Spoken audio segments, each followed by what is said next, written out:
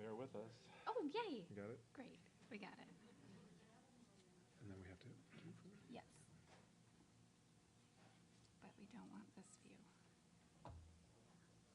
We do. Okay, do you have it from here? Who knows? I have no idea. So, Beauty and the Beast. I'll let you guess which one of us is which. Who knows, right? I was reminded in pre-talk by everybody. Beauty is everywhere, beauty is everywhere, beauty is wondrous, it's everywhere. But then Valerie got up here with that t-shirt, so I don't...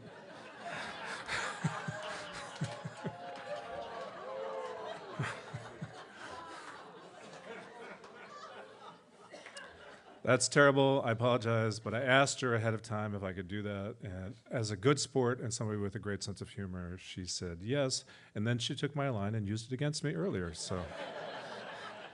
What I see is a growing feud here that could amp up in all kinds of interesting ways, so we'll find out. The title is Beauty is Subjectively Objective, Why It is Ordinarily Extraordinary. My dear wife looked at me and said, "Why are you doing that? People at C3 have always been so nice to you. Why are you inflicting that title on them?" I said, "No, this is great. This is great. One, it's what I mean, and I'll explain it. And two, this will kind of separate folks out, frankly. You know? This is like organic chemistry, you know, and we'll see who the serious people are. We'll find out." So I have a lot to say. It's a little hit or miss. I might be going back and forth with my notes here a little bit. So if I were you, I'd cancel your lunch plans. We're going to be here a while. You know, do you know the Lyle Lovett song, Church? Anybody familiar with that? Such a wonderful song, right? Church is just going on all day. They had to like mount an insurrection from the choir to get the preacher to stop.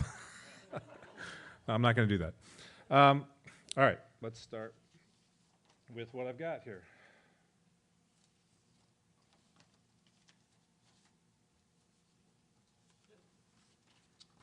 I brought the kitchen sink. All right, so I think you have to start, philosophers have to start with not only definitions, but some distinctions. And what's the most perennial question about art and beauty, especially in at least the Western tradition? And by the way, maybe I should apologize for this, but I'm going to speak from a classical Western philosophical perspective. I know that there are other perspectives. I just don't have time in the 46 minutes I have to bring all of those other indigenous and other perspectives to bear, but part two is always on the offing. But first of all, it's subjective, it's objective. As I said in the notes to this that were in the email you got, one response to that could be, who cares? Being around beauty is just, it's pleasurable. Isn't that enough? No, it's not for me.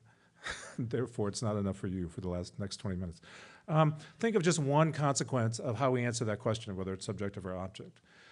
If you start from 50,000 years ago in terms of what we know about ways in which people were using makeup, all the way to the current fashion industry, it makes a difference whether people are thinking of this subjectively or objectively. If there's an objective standard of beauty, then we should be able to figure it out and more or less conform to it and sell products and procedures that get people more or less towards that standard. And if they deviate from that standard willingly by not availing themselves of all the cosmetics and surgeries and everything else that's out there and gym memberships, well, then that's their fault. Whatever the carrying costs of being, you know, whatever you are, not as beautiful as you could be, that's on you.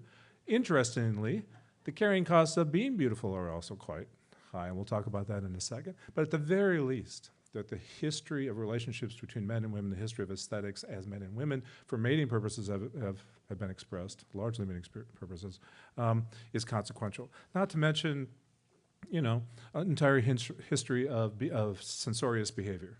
The expression of the beautiful has been, you know, highly curtailed. Who knows how many artists we lost and how much expression of beauty we might have lost over the years because of somebody's objection to its corrupting or corruptible nature. I'm going to speak largely of the beauty of beauty and conform myself to art, but I also want to get one other thing out there right away, and that is, you know, there's a dark side to beauty. There's a madness that beauty evokes, can evoke in people. Dorian Gray, Narcissus, the Virgin Suicides. I mean, we could go on, right? There are lots of folks. I mean, there are actually in the DMS, there are actual psychiatric disorders that revolve around obsession with beauty. Either your own dysmorphia, trying to become beautiful in a crazy kind of way, or being so obsessed with beauty, usually in the form of another person, that you do things that you should not do. So it's subjective in the sense that we have a subjective response to it. It's objective. It actually inheres in reality because it's evolutionarily selected for. You were wondering when I was going to get to science. I know. Here we are. We'll get to a little more later, but there's a kind of, you probably heard of the golden section, the golden ratio, proportionality, symmetry, the perfect or ideal form, ways in which the parts cohere to make it greater than the sum of the parts. The whole is greater than the sum of the parts. Eyes set apart, skin tone, hair thickness, hip to waist ratio. There's so many elements that go into this, and depending upon your point of view, it was either selected for the same way that things like fear and other emotions were selected for to help survival, or was selected it was as kind of an outgrowth. It's a secondary characteristic. Here's Steven Pinker, the great Harvard psychologist, on this. I believe that art is a byproduct of three adaptations: the hunger for status, the aesthetic pleasure of experience adaptive objects and environments, and the ability to design artifacts to achieve desired ends. And again, in history, we know right from the get-go, as soon as people had, somebody mentioned it this morning, a little bit of time on their hands, were creating things to use as tools. They're also looking for ways to decorate them and ways to make them look, attractive in some way. One other thing I gotta mention, because it goes into this next story. We get pleasure from things that promote the fitness, such as the taste of food, the experience of sex, the presence of children. I don't know about that one, but all right. The attainment of know-how, sorry. As people explore an environment, they seek patterns that help them negotiate it and take advantage of its contents. The patterns include well-delineated regions, improbable but informative features like parallel and perpendicular lines, axes of symmetry and elongation. All are used by the brain to carve the visual field into surfaces, and then there's a corollary with that with the auditory as well, to see patterns and make recognitions. So here's an example of maybe how all this comes: symmetry, harmony, skin color, skin tone, the ratio of hip to waist. I mean, all this sort of things that evolution seems to have selected as beautiful.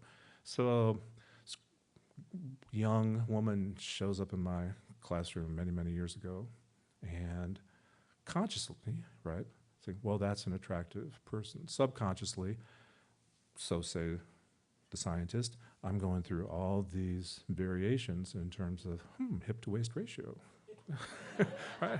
Hair color, a kind of color in the face that suggests that she's maybe not suffering from parasites.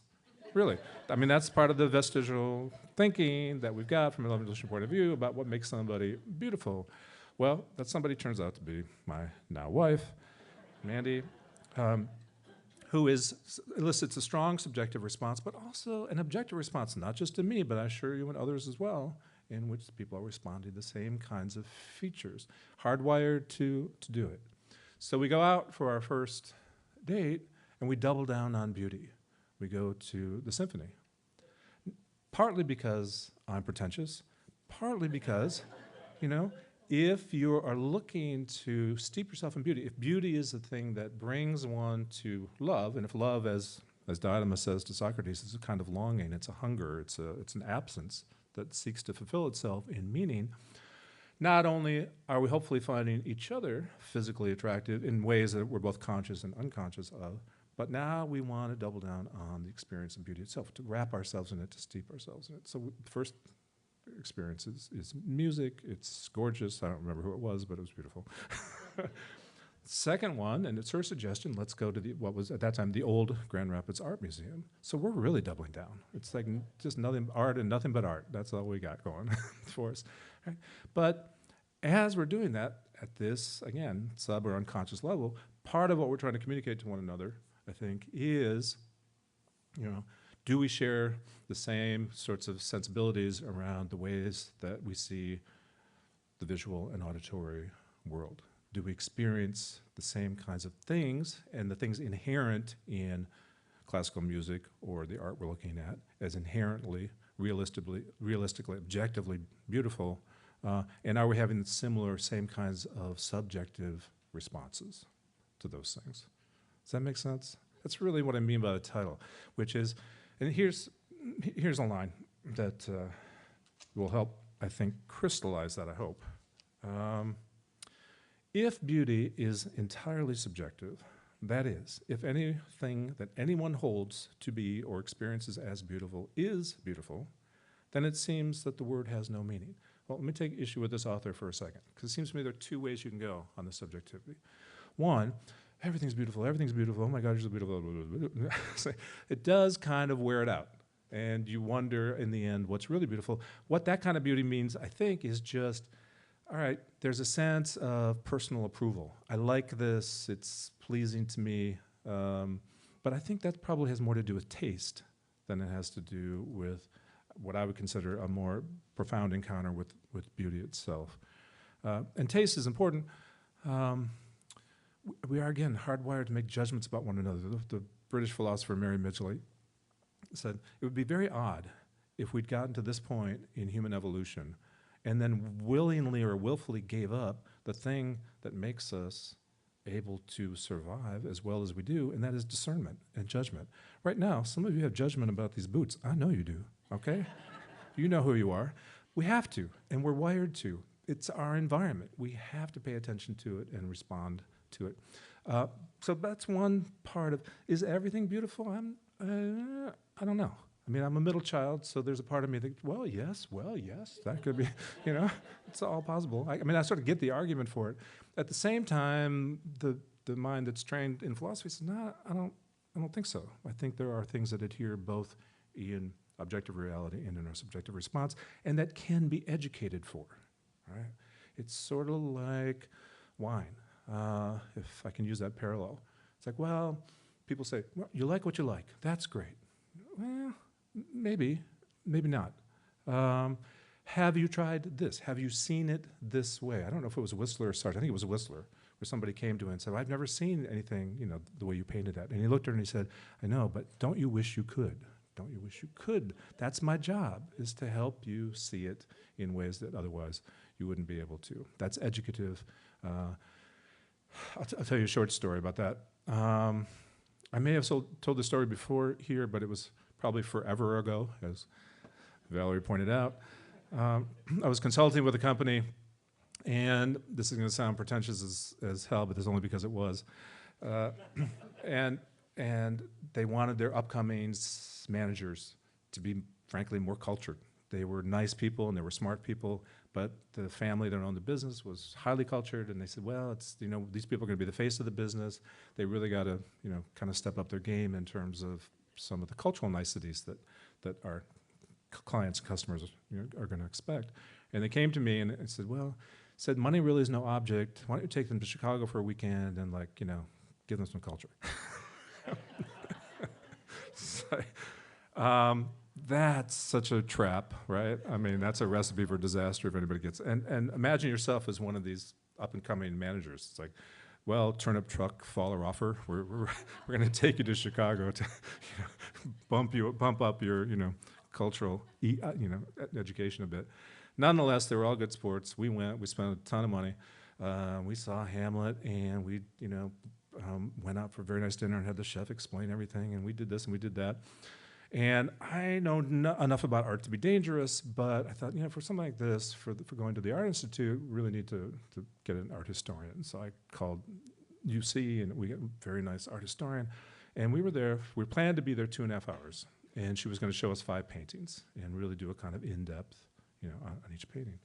And honest to God, I mean, the owners of this company weren't entirely wrong. 3 of these people had never been inside a museum in their lives, so there was an opportunity here, played right. And fortunately, she was great.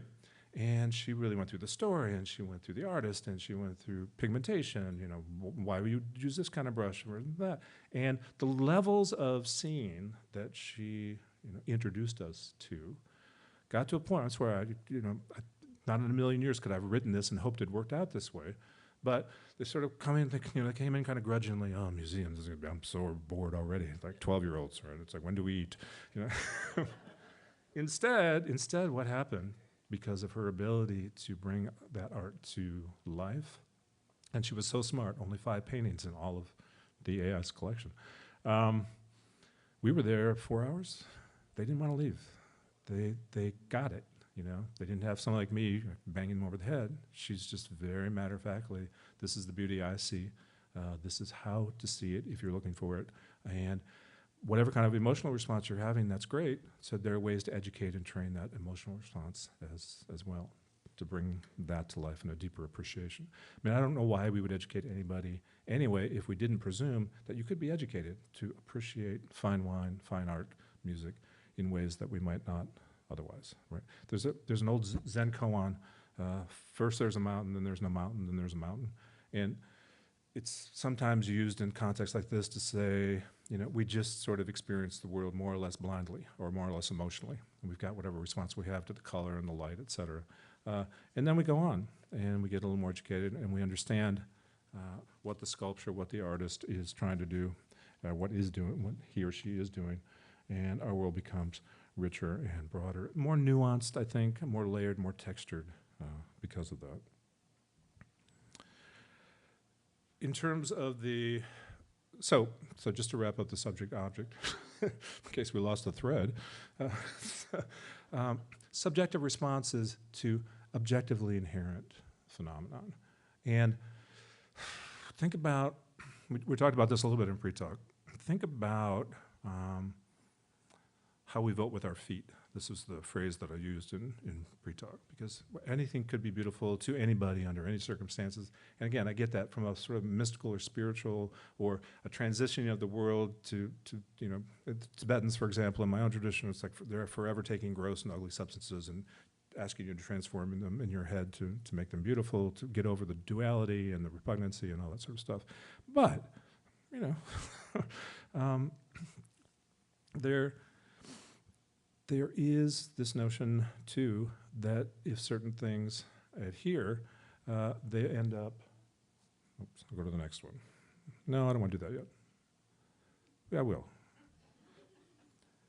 While they have different cultural expressions in different times, we show up for, we put on the walls, we go to the exhibits, we go to Symphony Hall to see a version of more or less the same thing, right? You may say, well, where's the innovation in that? But think about it, all right? I don't know how many of you are subscribers to the Grand Rapids or Chicago Symphony, and what do they do on a regular basis? And Dick brought this up. He said, you know, Itzhak Perlman played a really atonal piece, you know, I don't know where you saw him, but, and symphonies do that now. They give themselves one piece, maybe every 2 or 3 performances. Okay, this is kind of for us. You know, we're going to do Shostakovich. We know nobody likes him, really. But we'll do it for us because it's fun and it's challenging. And it's, you know, the musicians, it's a certain amount of bebop and jazz I like, but I don't like it for hours, right? But the musicians love it because there's a kind of the free jazz expression of that is very, very fun to play. We don't gravitate towards that. Every year, it's some variation of Tchaikovsky, Beethoven, Bach, Mozart, Chopin. It is. And, it's the pre-talk, if you're a museum curator or director and the coffers are getting a little low, what's your go-to exhibit? You call up the Louvre, you call up the Met, you call up and you say, we need your Impressionist paintings.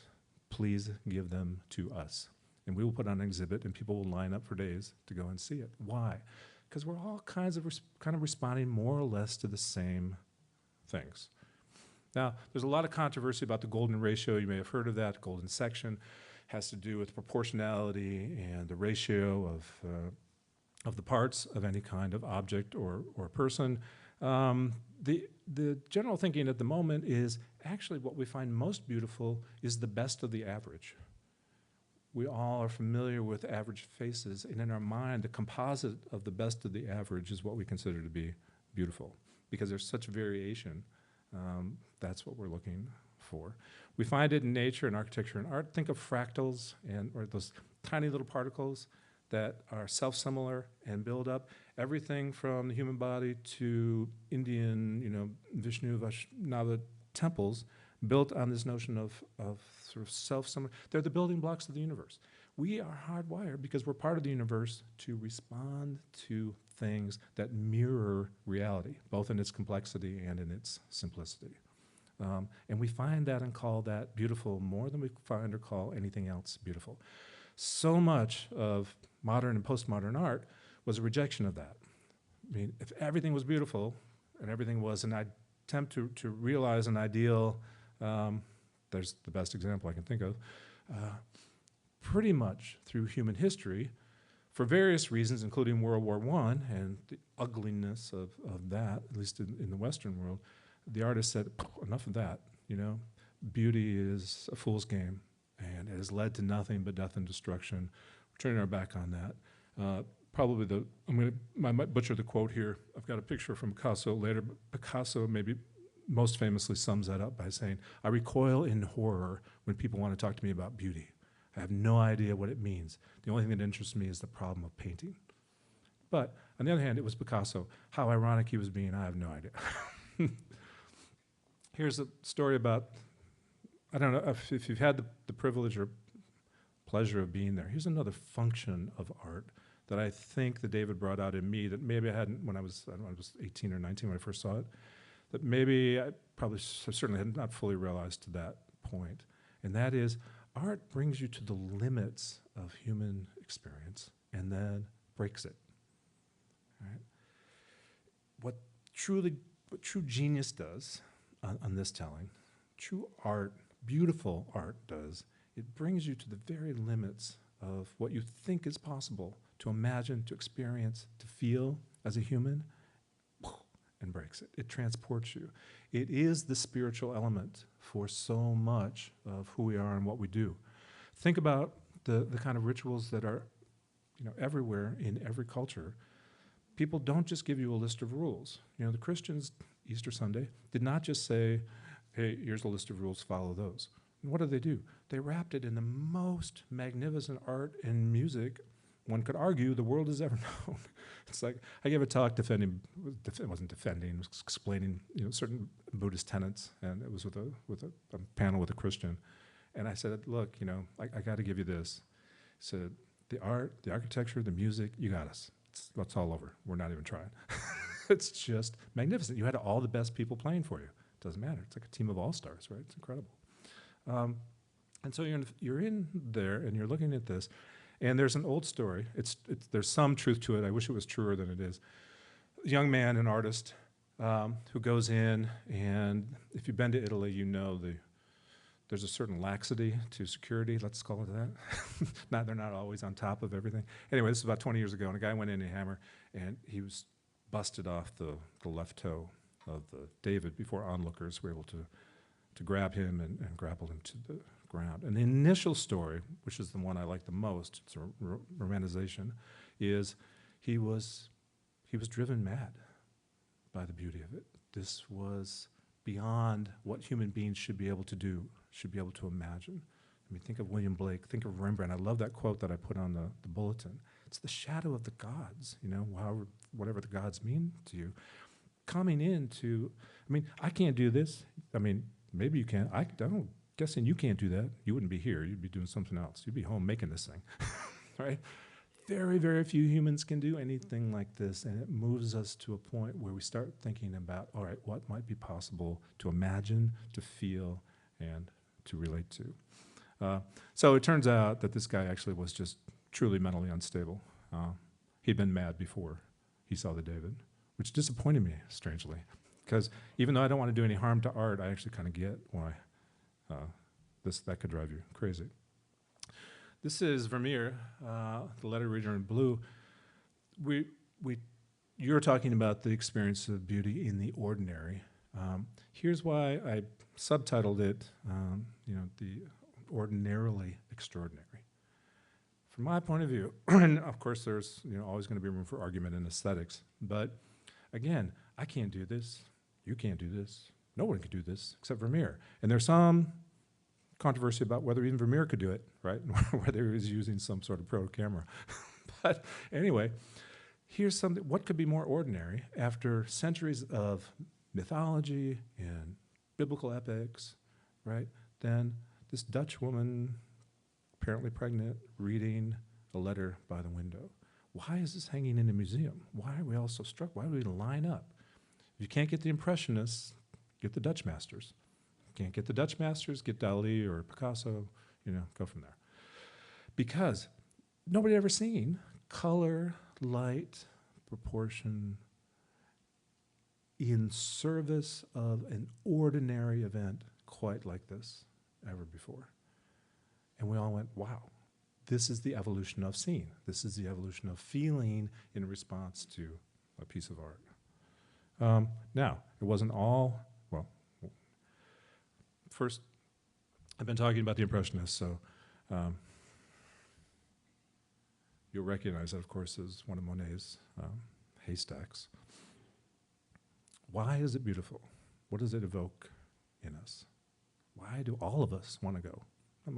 There's a fringe element of folks, educated at places like Berkeley who will turn their backs on this, but, we don't care about them, so. It wasn't all beauty in the service of beauty. So this is Goya, the black paintings from the 1820s and 30s, never meant to be public. He painted these on the walls of his house, and they were transferred to canvas after this Saturn devouring his son. There's another earlier version of this that by another artist that Goya probably was familiar with. This one is putting the madness into the art, right? Not waiting for the response of, it makes us mad. We're, how to say this without, I want to sound pretentious, sorry. I had a conference in Spain a couple weeks ago. It was in Valencia, very nice. But you're about 2 hours from the Prado there, and Mandy said, okay, look, I know this conference is really important to you, but I'm going up to Madrid for the day. Said, you can stay in the stuffy basement of a Holiday Inn in Valencia, Spain if you want to. I said, or you can come. I wasn't presenting that day. I went. The Prado has an entire room devoted to Goya's black paintings. And I don't know that I've been this affected by art in a while. Again, the horror, the madness of war was happening in Spain, whether it was, some critics just a representation of, the myth, whatever it was, you're confronted again with what the genius of particular artists can do. And it makes me think of beauty, again, as a form of elevation, of a form of introduction to the spiritual, as a form of ethical instruction in terms of cautionary tales, but also as a kind of liberation from norms, from a way of seeing or feeling that even if it's for a few minutes in a room full of a bunch of other German tourists, I can escape myself and be transported by. Interestingly, as we move along in notions of beauty, we leave realism and we get a kind of in Modigliani, we get a kind of I don't mean to replicate your junior year art history class, sorry, but it's so fascinating. So why do we find this beautiful too? And it seems on the surface very different than the classical notions. And again, historians, evolutionary psychologists, philosophers are going to look at this and say, no, the proportionality is still so similar to what you would find as a through line. So there is a reason these are chosen. It's not an arbitrary game in which just the elites are deciding, well, we'll throw this on the wall and keep this in the dustbin of history. We all, again, are responding, or most of us, to what Modigliani is is doing here in terms of the stylization of beauty, the way he's presenting beauty, again, in a way that we might not have seen or thought about before, and yet still true to scientific principles. Now, Picasso throws that out the window, more or less, you think, except it's instructive. Now, whether it's beautiful or not, you could argue.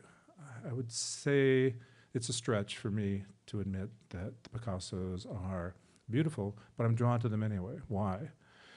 I think this goes back to the notion of the fractals. There's something about the way he's representing the world that nobody else got that still is mirroring a sense of ourselves and nature in the way that we experience ourselves when we're not, frankly, as put together as we might be. And with just a couple of references to music, the A major is interesting because the second movement, the allegretto, the one that's the most famous, switches to A minor, and so you've got sort of chordal tension between those, and it's the one everybody plays. In fact, it was so famous, it became so popular so fast, people responded to it, including the critics, so well that they asked, when some of the other Beethoven symphonies were being performed, they would ask and said, look, the third movement of the eighth or whatever, said, not very interesting. Could you just do the allegretto instead from the seventh? They would ask the orchestras to swap it out because this is what people wanted to hear. And then, I don't know about your world, but I cannot go to any dinner party probably for the last 40 years where folks are, let's call it well-educated, have my kinds of jobs, foodies, have been to Prado and know how to pronounce it, right? Those kind of people we all hate, I get it, right? Where Kind of Blue is not on the soundtrack somewhere in the evening, including our house. It's just a signaling to everybody that we get it.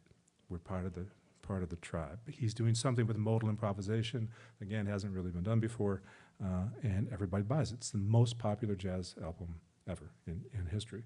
Why? Because it responds to something in us. It wasn't like 14 billion people just said, oh, I'm having a completely subjective response to modal improvisation by Miles Davis. That's really improbable, right? He is cued into and clued into what we want to hear.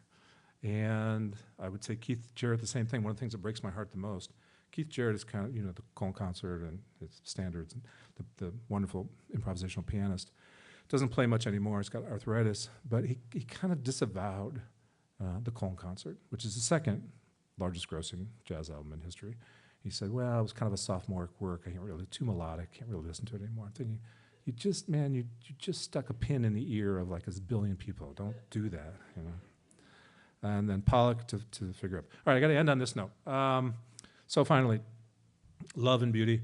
The quote from Diotima from Plato's Symposium, maybe one of the greatest works ever on love. And the notion of the way love and the beautiful come together is, again, love is hungry, love is desirous, love wants to be fulfilled in some way. And how do you do that? In Plato's / Socrates' view, well, you start with a particular. You start with, a person, and you learn love through that, and that leads you successively to understand that really love is a principle, an idea, what he called a form. It's not a particularity. That's immature love. To be in love is to be in love with love as an ideal, and to contemplate that. Contra Plato, I would end on this note. The particularity of love is incredibly important, and it's where love and beauty probably cohere better than any place else. And I'll give you 3 really quick stories. Long time ago in my life, I set out to become a Christian minister. That was my initial goal once I left undergraduate school. Went to a place in Boston and had an Old Testament Hebrew Bible professor who was objectively unattractive. Just, didn't fulfill any of the golden ratio specs really at all. All right. 6, 7 weeks into the course, I'm willing to lay down my life for this person, this woman, give up my life, beg and plead her to marry me, And I wasn't alone, everybody else. The beauty of her soul, her passion for what she was doing, her willingness and ability to explain that, her care for each one of us was something I don't know that I'd ever experienced before. And it took me to a place where literally I couldn't wait to get in class because she was the most beautiful person I've ever seen. So somewhat contra to like a lot of the science and our inherent properties, the beauty of the soul, the development, cultivation of the soul can direct love towards what I might then refer to as true beauty, which she had in spades. Second one, she's not here today, Leslie and her husband, Barry. Barry was my mentor, you know that. Had a kind of relationship, and who knows what goes on, when other people aren't around. But at least to me, as a young person, looking at it, they listened each other into a beautiful relationship. The care and seriousness, the deep listening, the depth of listening they had for one another, was beautiful. I would leave their house and said that was a beautiful encounter. They were teaching me something about how to listen to other people that I didn't know. And finally, just to bring it all full circle, I don't know Ira and Val well, and I don't mean to embarrass them in any way, but if you've been to their house, it's a beautiful house. They have curated it immaculately. But far more importantly than that, you go to their house, and it's the same sort of experience. There is a kind of care and cultivation in everything they do, and a warmth between the two of them that you can't help. Well, you don't want to leave. You kind of want to ask them, so do you think you could go stay somewhere else and we'll just stay here at your house? So there's a beauty to what they have managed to create, beautiful souls that you can't help be affected by and inspired by. And so the particularity of the beauty in the art, in the person, is something that both inspires and inclines, which I very much appreciate. Thank you. Thank you.